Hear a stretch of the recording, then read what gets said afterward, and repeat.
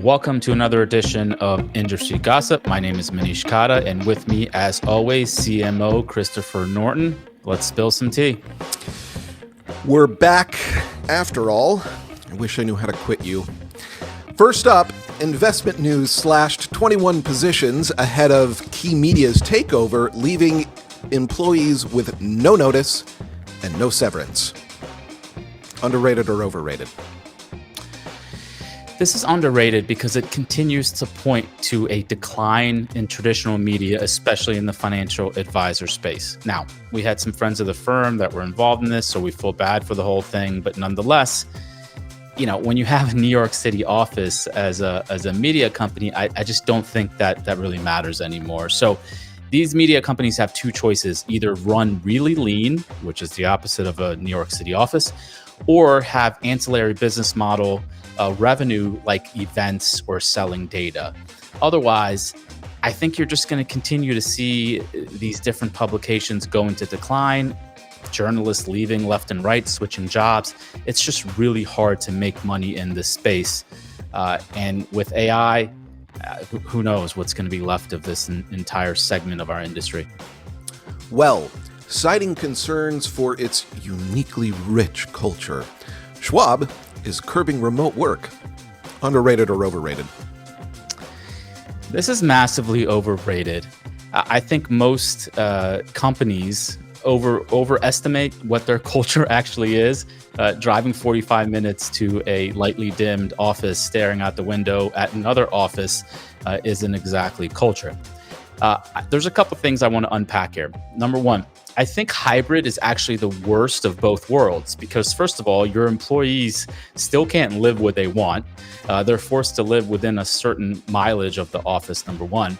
Number two, as an employer, you still have to hire people only from that geographic location. So what exactly is the point of hybrid? I think either it's 100% in office or you just rip the Band-Aid off and do 100% remote. And the other thing here that I think is between the lines, people overhired during COVID. And I think this is a great way for companies to reduce overhead and very cheaply. All of a sudden, your remote team come back to the office or you don't have a job. And in all likelihood, most of those people just go work somewhere else. So, the biggest demographic of people who think their culture means something seems to be the 65 to 75-year-old executive white males in suits. This is just another example. It is the living embodiment of the meme. We have great culture, and the picture of the culture is a row of gray cubicles. So after dramatically slower growth, SmartX has launched a freemium model for RIAs. Underrated or overrated? I think this is properly rated depending on the advisor. And what I mean by that is it's underrated for smaller advisors because think of it, you now have access to pretty good technology for free. And the only trade-off really is that you're going to have to choose from a handful of managers, because let's not be naive here to the fact that nothing is free. And the managers that are available, the money managers on this platform, are going to compensate SmartX for having their strategies and their models be made available. This is a common practice, revenue sharing. It happens across the board, from mutual funds to models to almost every investment type.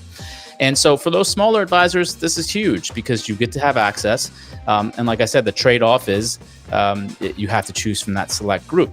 And maybe that's fine. Maybe, you only use those managers to begin with. But, as you grow as a firm, you're going to want the different options. And secondly, I think you're going to want to have your TAMP be profitable and also make some money, because in order for them to offer services, more white glove service offerings, they have to make money.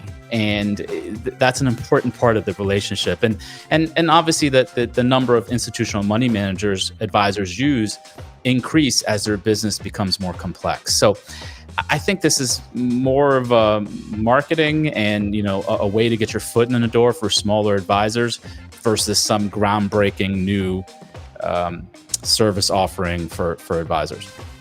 As the light dims on the TD Ameritrade brand, Goldman Sachs is starting to win RIA business with a promise of TD-level service inside a world-class brand. Underrated or overrated? This is underrated, and I have to say we were very vocal about RIAs not embracing the Goldman Sachs brand and predicted that they would struggle. And some of that came true. They really did struggle in the early years of buying another custodian option and trying to transform it.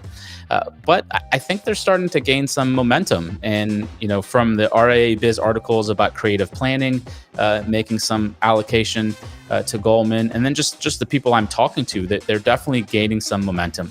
And I think this is great for our industry. Listen, it's frustrating to only have a couple of custodial options. It's frustrating when you go to a custodian and they tell you, unless you can put $100 million in 3 or 4 months, that it's not an option for them. I think a lot of advisors are yearning for really good service, as well as an option for smaller advisors. And what's happening these days is the customer service is in such decline that it's a pretty low bar. If you can pick up the phone and return someone's call, I think you'll win the business. So kudos for them for turning the corner. I think this is helpful for our industry, and I'm here for it. Service always wins. With a smile. In a move that sent shockwaves down Sesame Street, Twitter is now brought to you by the letter X. Underrated or overrated? All right, this is just massively overrated. I mean, look, first of all, you don't do a rebrand when your product is all in decline. Secondly, I mean, what the hell is X? Are we Zing now? Like, what exactly is this? This is great timing for this show because I recently decided to just delete my Twitter account. It's just become a cesspool of bots and fake accounts, and people just and listen, I was sucked into it as well, just making outlandish comments because you have nothing to lose. And the things people say on Twitter that if you saw them face to face, they wouldn't even dare say. It's just a shit brand that he has made even worse. And frankly, I kind of wish it just all goes away. Everything is now dumb. 90s dance sensation Microsoft has seen their stocks pop on AI subscriptions within 365, despite the lack of dads on stage to promote it. Underrated or overrated? Massively underrated. Listen, there's no secret that I'm a huge Microsoft fanboy, but I report the news, and I still think this is massively underrated because AI is everywhere. You see all the posts about here are the 10 ways it's changing the world and how to use it. But the actual use case for financial advisors are far and few between. And most of the time, it's cool to talk about, but I don't think anyone's really using it. But if a firm like Microsoft can embed it in products like Office and Teams, things that we're going to use on a daily basis, I think they're going to win. And also, huge revenue source, because I think they're saying they're going to add $30 or $35 to the price in order to have Copilot be made available. That's going to be a huge revenue source for them, because I think people are going to sign up because it's an actual use case. For example, I can add an AI bot to my Teams meeting where it will summarize the entire meeting, give me the key points, add a task to my CRM.